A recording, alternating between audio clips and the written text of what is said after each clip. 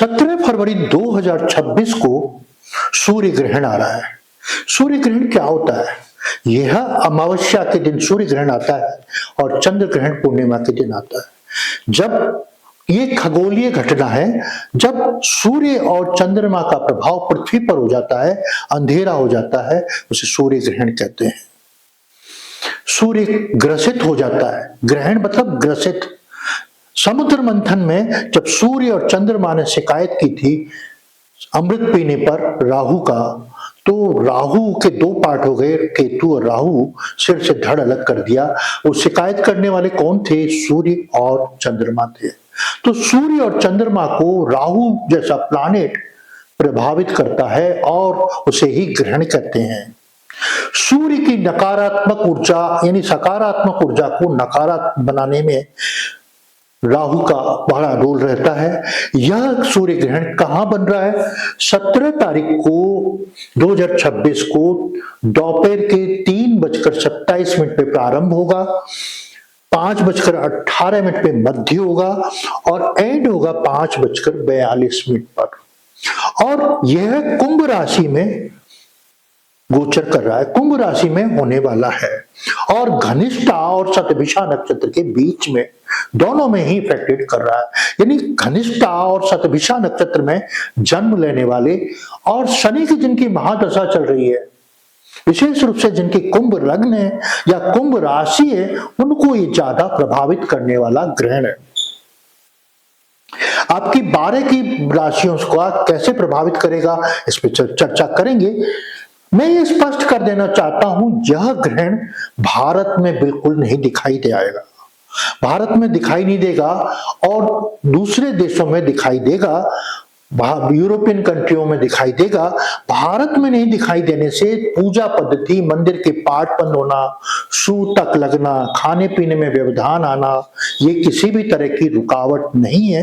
फिर भी ग्रहण है, आपके जीवन को इसका प्रभाव साल भर तक रहेगा। 1 साल तक इसके प्रभाव को आप देखेंगे और आपके जीवन में इसके प्रभाव नेगेटिव भी होंगे और पॉजिटिव भी होंगे। आपकी राशि पर क्या प्रभाव पड़ रहा है, आपके लग्न को क्या प्रभावित कर रहा है ग्रहण, मैं चर्चा करता हूं। मैं आपको नक्षत्रों पर आधारित और कृष्णमूर्ति पद्धति के एडवांस रूप के पिनाड़ी और कस्पल इंटरलिंक पर आधारित फलादेश करता हूं। तो यह आपके जीवन को कैसे ग्रहण 1 साल तक के लिए प्रभावित करता है, आपकी ऊर्जा को क्या कम करेगा, क्या बदलाव लाने की जरूरत है, इन सभी मुद्दों पे हम चर्चा करेंगे। सबसे पहले हम चर्चा करते हैं आपकी मेष राशि वालों की। मेष राशि वालों के लिए ग्रहण 11वें भाव में हो रहा है। यह राहु, चंद्र और सूर्य के साथ है, यानी सूर्य चंद्र अमावस्या में साथ में होते हैं, तो यह साथ में है और यहां राहु भी साथ में आ गया, इसे ग्रहण बन गया है। यहां घनिष्ठा नक्षत्र में चंद्रमा आएगा और जब शतभिषा में जी आएगा तब बीच में दोनों में रहेगा। तो मंगल की राशि घनिष्ठा और राहु की नक्षत्र शतभिषा नक्षत्र में जन्म लेने वालों को यह मेष राशि में भी प्रभावित ज्यादा करेगा। तो यहां जो 11वें भाव में कुंभ राशि में जो हो रहा है, तो यहां घनिष्ठा नक्षत्र वाले मंगल के जो मेष राशि वाले हैं वो ज्यादा प्रभावित होंगे। घनिष्ठा नक्षत्र में जन्म लेने वालों के लिए क्या होगा? डिजायर्स फुलफिल होंगी। आप जो सोच रहे हैं, प्लान बना रहे हैं, आपकी डिजायर से मैं इतना धन कमाऊं, आपका इस पद पे मैं पहुंचूं, मैं इस इंडस्ट्री में यहां पहुंचूं, आपके जो डिजायर्स हैं, ये आपके जीवन का टोटल ही बदलाव का समय है। आप अपने आप को बदलाव लाएं, आप आमूल चूल परिवर्तन करें, आप जो सोचेंगे वो होगा।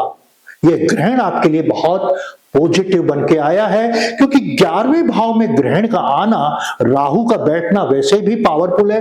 11th हाउस में राहु का, सूर्य का, चंद्र, सभी प्लैनेट बहुत पावरफुल हो जाते हैं और यह ग्रहण आपके लिए बहुत लाभ देने वाला है। आपके जीवन के आमूल चूल परिवर्तन के लिए बड़ी प्लानिंग करने की आवश्यकता है। आप अभी तक जो जीवन जी रहे हैं उसमें एकदम बदलाव की आवश्यकता है, एकदम चेंज लाएं अपने आप को। बदलाव लाएंगे तो आपका आने वाला साल बहुत आगे पहुंच जाएंगे। आपका राशिफल ग्रहण आपके लिए बहुत सुखद आने वाला है। ग्रहण से आपके जीवन में उत्तरोत्तर विकास होगी और आपकी डिजायर फुल होगी। 11वां भाव इनकम भी जनरेट करता है, पैसे की आवक आपके बदलाव लाने से होगी। आपको अपने आप को एकदम आमूलचूल परिवर्तन करना होगा, आपको रिस्क लेना होगा। अगर आप ये रिस्क लेते हैं तो यह आपके साल बहुत ही अच्छा जाएगा।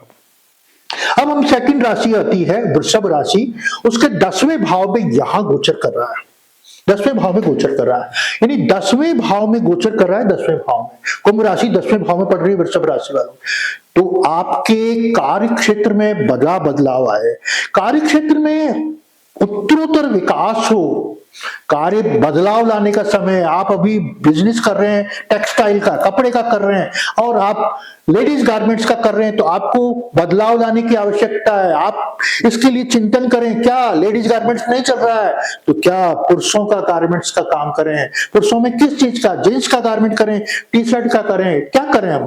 तो ये बदलाव का एनालिसिस करने का, आपको अपने आप की चिंतन मनन करने का, कार्य क्षेत्र में क्या मैं बड़ा बदलाव ला सकता हूं, ये आपके मनन करने की आवश्यकता है।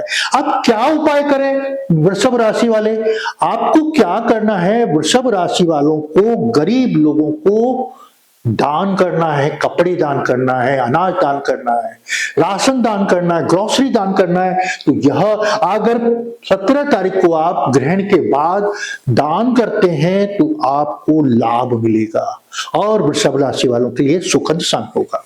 अब हम देखते हैं मिथुन राशि वालों के लिए कैसा है।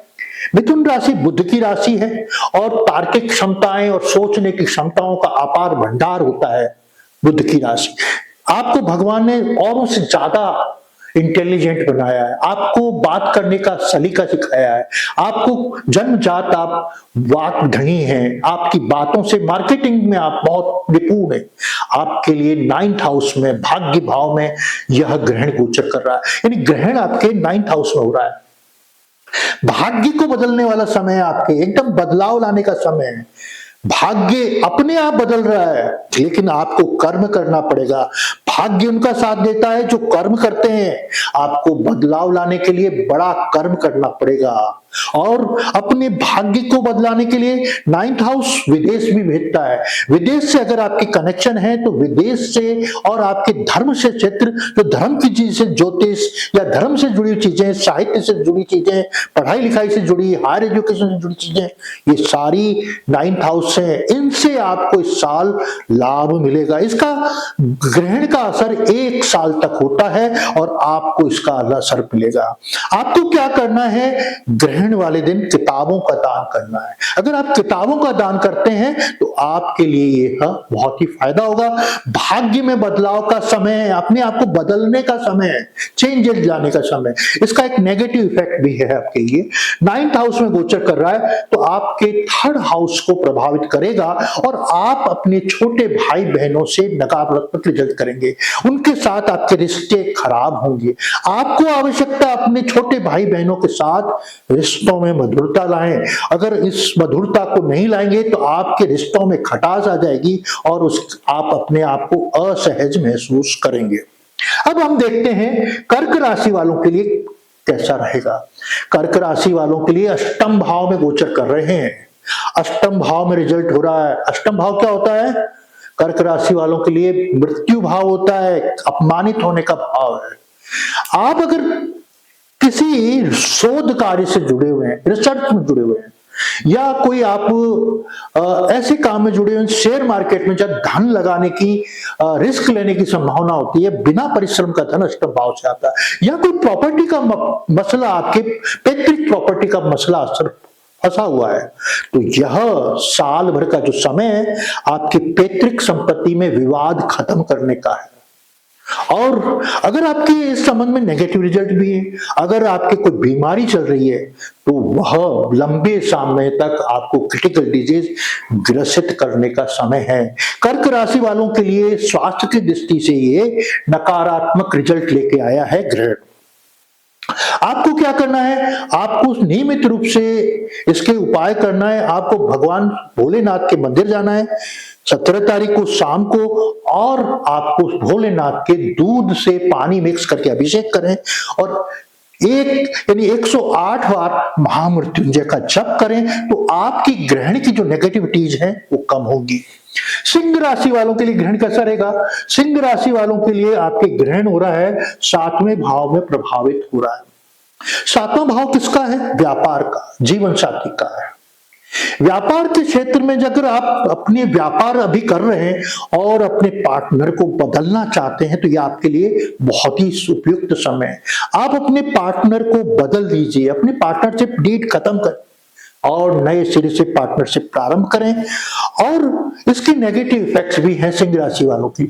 नेगेटिव रिजल्ट्स ये है कि आपके जीवन साथी के साथ अगर आप कठोरता का प्रयोग करेंगे, कठोर भाषा का प्रयोग करेंगे, कठोर व्यवहार करेंगे तो आपके साल भर तक जीवन साथी के साथ कश्मकश, विवाद, आर्ग्यूमेंट, झगड़े, विवाद, अपने पियर जाने की संभावनाएं भी बन जाती हैं और इतना विवाद बनेगा जिससे आप सोच कर भी रहेंगे। आपको क्या करना है? सूर्य की आराधना करना है। आपको भगवान सूर्य का आदित्य हृदय स्तोत्र का लगातार पाठ करना है, 10, 12, 21 जो आपकी इच्छा है पाठ करें, जिससे ये ग्रहण की नेगेटिविटीज को आप कम करें। कन्या राशि वालों के लिए छठे भाव में ग्रहण का रोल आ रहा है। छठा भाव नौकरी का होता है, कंपटीशन का होता है। तो अगर आप कोई कंपटीशन एग्जाम दे रहे हैं उसमें बड़ी सफलता मिलेगी। अगर आपके विरुद्ध कोई केस चल रहा है तो इस साल आपको केस में बड़ी सफलता मिल सकती है। अगर आप कोई कर्जा लेना चाहते हैं तो इस साल आपको ग्रहण के 1 साल बाद तक बहुत बड़ा कर्जा भी मिलने वाला है। ये चीजें आपके लिए अच्छी हैं, लेकिन नेगेटिव रिजल्ट क्या है? नेगेटिव रिजल्ट आपके नियर एंड डियर से आपके रिलेशन खराब होंगे, क्योंकि 12वां भाव भी प्रभावित हो रहा है। छठे भाव में गोचर कर रहा है, ग्रहण आ रहा है, तो 12वां भाव नुकसान का भाव है।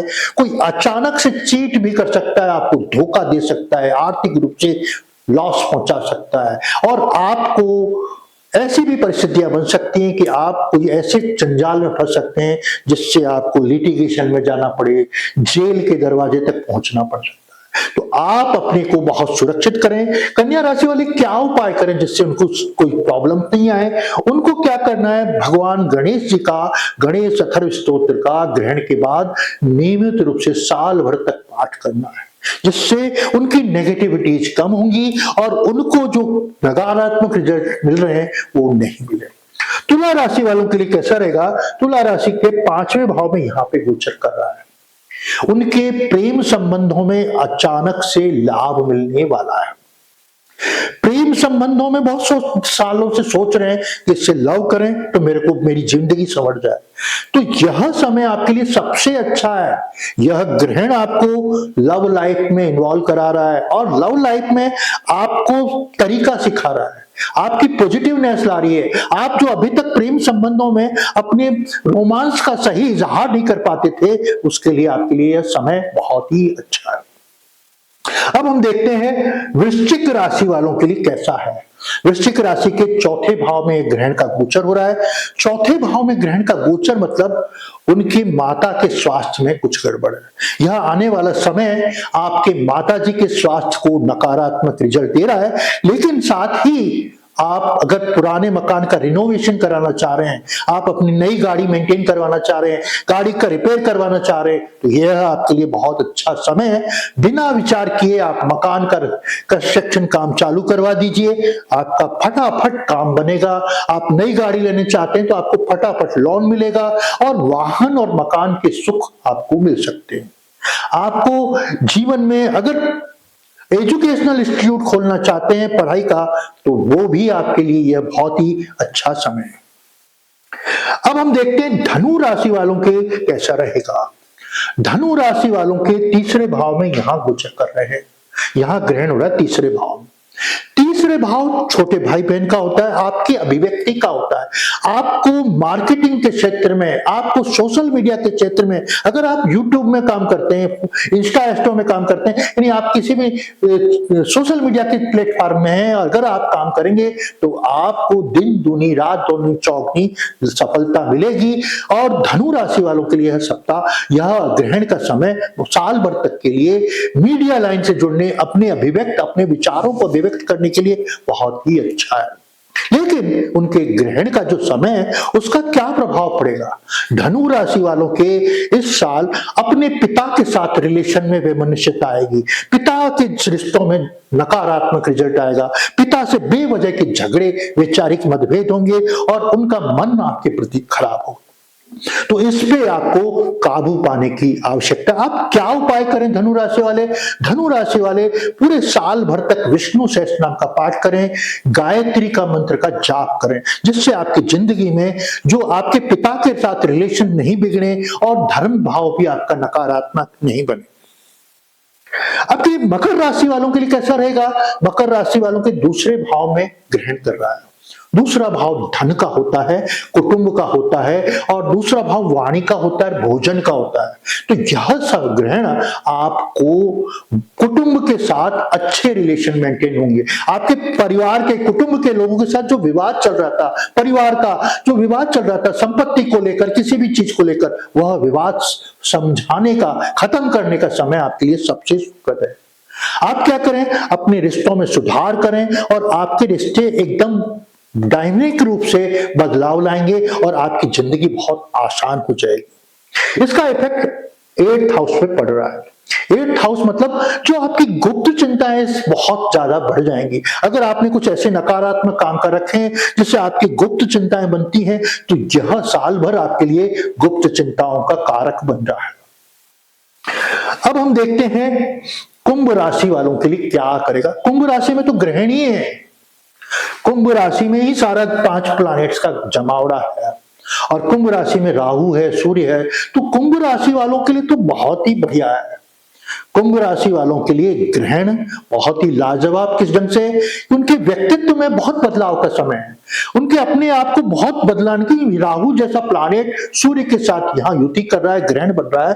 तो आपको अगर फिल्म इंडस्ट्री से जुड़े हुए हैं, आप कोई ज्ञान से जुड़े हुए हैं, तो राहु आपको कुंभ राशि में एकदम डायनामिक जीनियस बनाने की ताकत रखता है। आपकी बौद्धिक क्षमताओं को बहुत ग्राफ बहुत बढ़ा देगा। तो कुंभ राशि वालों के लिए ग्रहण बहुत ही अच्छा जाने वाला है। साल भर उनके लिए बहुत एंजॉय करने का है। उनके ज्ञान, उनके कार्य, उनकी शैली, उनकी वर्किंग से उनको प्रभावित, दुनिया को प्रभावित करने की ताकत आप में ये ग्रहण दे रहा है।